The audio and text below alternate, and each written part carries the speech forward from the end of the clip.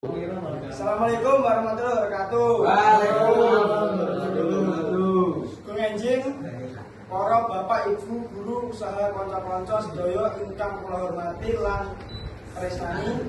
Sepisan ayo padha ngaturaken puji syukur dumateng Gusti Allah Subhanahu wa taala.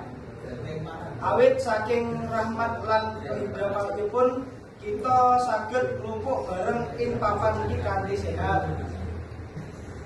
Kanca-kanca sedaya, saiki jaman wis maju, teknologi kaya HP, komputer, lan internet wis dadi kebutuhan saben dina.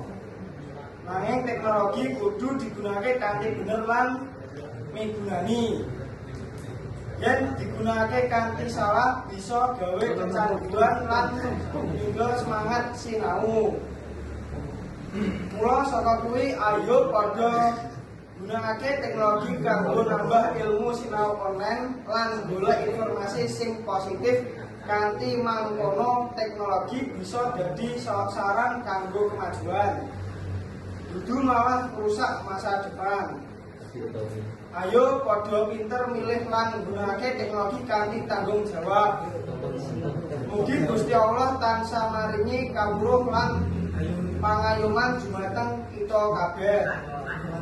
Sekian, matur suwun. Assalamualaikum warahmatullahi wabarakatuh.